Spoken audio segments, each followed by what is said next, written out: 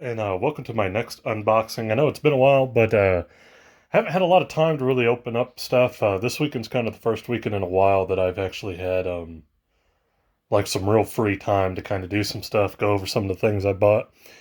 And these I picked up very recently. Actually, it was last weekend. I went ahead and I picked up the new WWE Elite 81 Rock and the Elite Collector's Edition Mae Young. Kind of fitting that these two would be together, I think.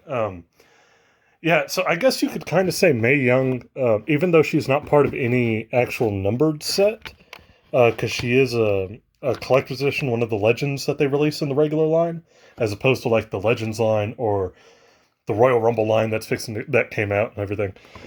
Um, yeah, she's just kind of a single release, kind of like the Briscoe and Patterson before.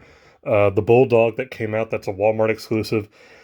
I don't know if Mae Young is meant to be an exclusive. I thought she was supposed to be a Walmart exclusive. I must have been wrong because I've seen people finding her at Target. One of my friends, my friend Cranky in Orlando, even he saw her at Target. So, yeah, I saw her here. And I went ahead and I picked both these up. There's the Mae Young. The Rock, Elite 81 series. Has him, Nakamura, Angelo Dawkins, Montez Ford, the Street Profits, Bianca Belair, and Stunning Steve. I've thought about getting the Stunning Steve, especially if they release a Brian Pillman to go with them. That'd be kind of cool. I know they released a Brian Pillman before, but I don't think it was quite Hollywood Blonde's Brian Pillman. I could have been wrong on that. But yeah, I've already got the Street Profits. I've got a Bianca Belair. I got her basic.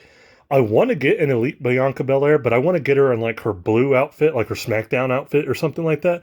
I'd rather have that than the one that she comes with in this one. And then, of course, Mae Young just comes on her own there. So, yeah, these two, kind of happy to get them. As some of you may already know, The Rock is my favorite wrestler of all time. I kind of have a version of him from every era. I have the old Jax Rocky Maivia. I have the Nation Rocky Maivia that came in the 2-pack with Farouk, Ron Simmons. I have that kind of not like 98 going into 99 Rock with the kind of like the longer sideburns. Got the like a kind of early 2000s Rock. I've got a modern Rock. I've got the Jax Hollywood Rock from like '03 when those first came out.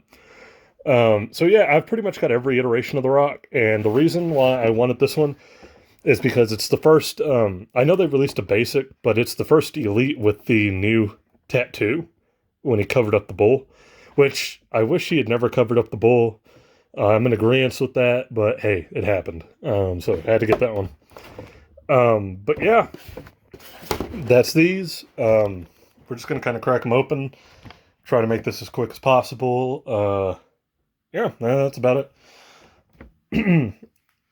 So we'll go ahead and do Mae Young first, since she's the exclusive. The collector's edition, I shouldn't say exclusive, considering she was everywhere else. But yeah, I think it's cool they made a Mae Young. I don't know if there's been one before or not, but Mae Young was like beating it into into her 90s, man. Like, she was going for a while, which is pretty cool. You got the Mae Young Classic and all that. So there she is. Just a plain kind of background going there, nothing crazy. Oh, sorry, just in case if anybody kind of wanted to read her little bio there, pause it and read it.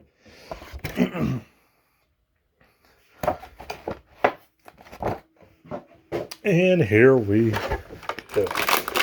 First accessory, she's got the Mae Young Classic trophy. Pretty cool to have, especially if you're going to build up like your women's division set of figures. Like, I think this is a great piece to have for that.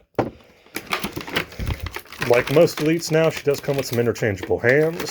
So let's see what we got there. In box, she's got closed fisted hands, and then she comes with the open hands. And then we have Mae Young herself.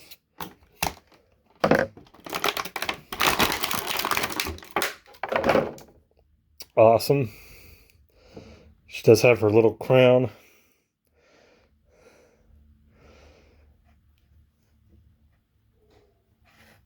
And there we go. I'm not going to spend too much time trying to take off the robe and everything.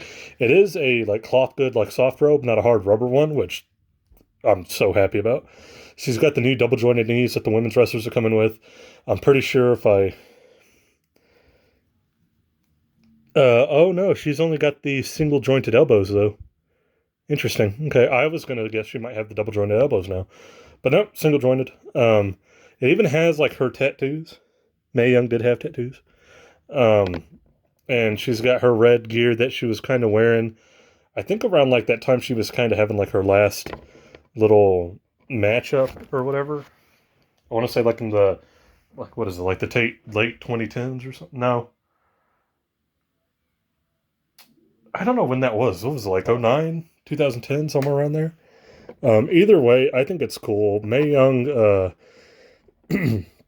obviously like the prime of her career is way before my time, but kind of seeing her throughout the Attitude Era and kind of like a lot of the memorable moments with her.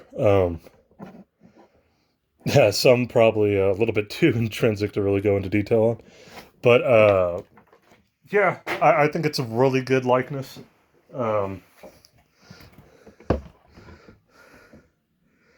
Yeah, it's a really good likeness. Who would have thought that like the Mae Young figure would be like one of the best likenesses of the year so far? Which I just think is great, to be honest. Yeah, Mae Young, all around Hall of Fame classic kind of star. My trophy, Mae Young Classic trophy, kind of got some weird spots on it when I took it out. But yeah, there you go. There's your Elite Collector's Edition Mae Young. Like I said, I like it. I think it's a great figure. You know, let's just be honest, we're probably not going to get a Fabulous Moolah, based on recent controversy. But I think it's cool to have a Mae Young and to have the trophy finally. Did we get a Mae Young Classic trophy before? I want to say we haven't. I know we've gotten the Andre the Giant trophy. But I think this is our first Mae Young Classic trophy. Could be wrong on that. But yeah, cool figure. Looks just like her. The gear's there. Got her little tattoos, the crown on her head. All around deserving figure for a deserving kind of iconic women's wrestler. So yeah, awesome. Gonna put that one to the side, and we are gonna get on to The Rock.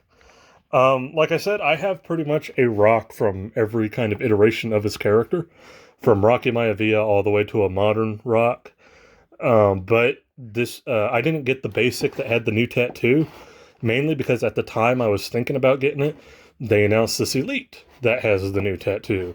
And if you're not familiar, this Elite with these pants and this shirt is from his SmackDown return when SmackDown debuted on Fox. That's pretty much what this is representing. He's even got the WWE microphone with the blue to represent SmackDown on it. What better way to kick off SmackDown on Fox than with the guy who coined the term and the show, like, is basically the namesake of the show, right? So there he is on the side. There he is on the back if you want to pause it and kind of read. And yeah, I'm going to crack this guy open and kind of get at it. Like I said before, I am disappointed he covered up the bull tattoo. Just as a kid, growing up watching him, that was like his symbol, man. And I get his reasoning for doing it, and I can respect that, but like, still, it's an iconic symbol, and to get it covered up the way he did, felt weird, man. As a fan, it just felt weird. So, first things first, I'm glad they didn't do it with the Mae Young, because I'm sure this red's not going to have much of a problem based on the way it's made. But with like a lot of these darker colored cloth goods, They're packing them separate now, especially after the Rick Rude thing where like it started staining the figures, the dye on the clothes. So they packed this separately, which good. If I'm not mistaken, I believe it's just Velcro on the back. Um, the one he wore had like his logo, right? Like his Under Armour logo. And so I'm guessing for rights reasons they took that off. So it is what it is. Pretty much, again, like every other figure, interchangeable hands now. It comes with the open hands in the package, and we get the closed-fisted hands. So we got those. And now we got the Great One himself. Thing with The Rock, especially here, like this version of him, is that it's so telling. And this is it's not just a WWE thing. And if you want to be the kind of person who wants to sit there and say that, well, it only affects the WWE, you're wrong. I'm just going to tell you now, I think you're wrong. It's a pro wrestling thing in general where somebody like The Rock can come back, and whether it's a scripted promo or off the top of his head, his charisma level is so off the chain that it comes off as if he has more talent in like one finger than 99% of the wrestlers today. It's amazing how one-sided it can be. And I get that, some of his promos are scripted, some of them he came up with off the top. It's just one of those things where to see a guy from that long ago, not long ago, I shouldn't say that. I mean, he wrestled last match in 2013? So maybe not too long ago, but still, like a guy from a past era to come back and not just in a nostalgic way, but in a legitimate way, outperform so many other people in terms of character work so easily is pretty baffling. It kind of shows you just how stunted, like, I think a lot of the wrestling business kind of is. I'm not saying that's, applies to everybody. There are some guys out there who are doing great character work and are really good at it. But it just seems like you're not really going to get anywhere near the level of a guy like a Rock or an Austin or even Hogan, even though I'm not a big Hogan fan. Yeah, so here's our Rock. Like I said before, he comes with the microphone, the SmackDown microphone.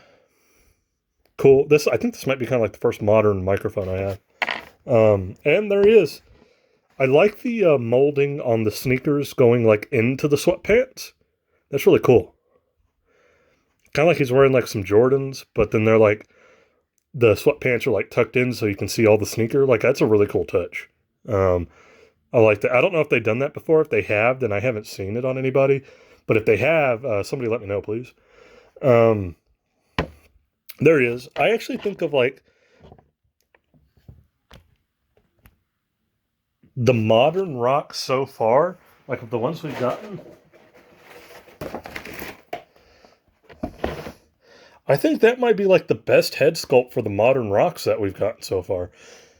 I could be wrong on this, but is this the same one that came out with the Royal Rumble figures last year from his match with CM Punk? Is it the same head sculpt? If it is, then that probably explains it. Because I remember thinking that one looked really good too. So yeah, there he is. New tattoo. Can you actually see the Brahma Bull through? I don't think you can. Like in real life, when he was showing this off, you could actually still see like the silhouette of the Brahma Bull inside of it, because when you try to cover a tattoo, sometimes it's not always completely covered. You can still see the shape.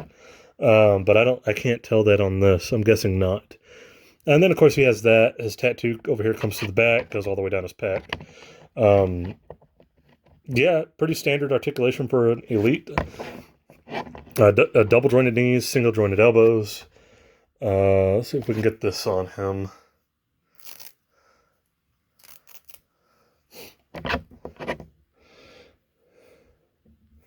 Yeah, there we go. But yeah, it's just fascinating to see that the amount or lack thereof of effort in so many different people's character work. And I'm not complaining about like spot fest matches, but at some point you got to kind of take a step back and just be like, where is the story at this point?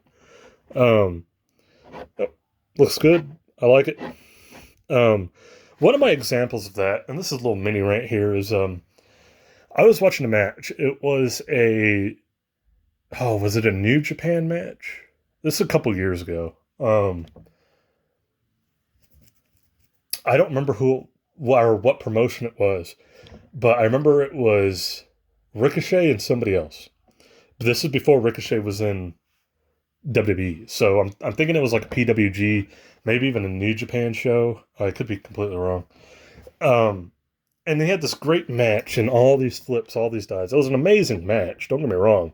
From an athletic standpoint, just to watch it, it was great. Um, but I remember watching it with my brother, and when it was over, he goes, "So, what were they wrestling for?" And I was just kind of befuddled because I didn't know. There was no story to it. It was just a match that was put on a show. And it kind of made me realize just how companies kind of go about that now. Even back in the day, if it wasn't always the best story, everybody had something they were going for. And that doesn't really seem to be the case now. And even something as simple as like, I'm here to be the best can work. But it doesn't really seem like they really want to go anywhere with that anymore. Um, and they try. I know WWE has put together a few good storylines in recent years. AEW tries, but it seems like they're kind of even in a more struggling position in terms of that because they're trying to balance that casual and hardcore fan audience. And so when they stray too far to one, it just seems like everybody wants to bitch and moan. Um, so they're kind of in between a rock and a hard place with that. But yeah, just to kind of see somebody like The Rock come back especially on this night in particular, and just have the level of charisma that he did, and then to watch the rest of that show was kind of hard to follow. And that's when you realize just how different the levels between somebody who is a good or great worker and somebody who is like one of the all-time great workers. There's just different levels to that, man. You can be a good basketball player, but maybe you're not a great basketball player. It's just kind of one of those things, you know? So, but there you go. There's your Rock. I like it. Like I said, my only reason for really picking this up is to get a Rock with a new tattoo. Call it good. Kind of complete out my collection of Rock throughout the years, unless he changes his style again. The only Rock I don't have an iteration of would be like when he came back in '04 and they had that Rock and Sock Connection versus Evolution match at WrestleMania 20. Rock when he had the short hair, but he had the beard. And he had like the goatee with the hair. So that would be, and I know they released a basic of that, like in that 2-pack with Ric Flair, which was supposed to be from that match, I believe, the Rock and Sock versus Evolution. But I never picked that up, and I've had a hard time finding that Rock figure. So I don't know, maybe they'll make another Rock of that at some point, a flashback Rock where it's from WrestleMania 20 and he has the goatee with the shorter hair. That'd be kind of cool, kind of round out the collection. But either way, I'm rambling. I apologize. There you go. Rock and Mae Young. I got a couple of other things I'm going to go over. Well, really only one thing left wrestling wise. I picked up I don't really plan on getting any of these. I think I got one more I ordered. I did pick up the 2-pack of Rock and Triple H. Two reasons. One, I just wanted to see what these were about. And I'll kind of go into more detail when I do unbox this. Because I think pretty much just what we all kind of thought they were is what they are. So, yeah. But I'll go over that. Yeah, but beyond that, that's going to be it for this one. Thanks for checking it out. I know I kind of ran on a little bit of a rant there on the current state of wrestling. I love pro wrestling, as you can see by many of the videos in my on my channel. And I love talking about wrestling, good, bad, or indifferent. I love talking about it. So, yep, that's it, and I will catch you guys in the next one.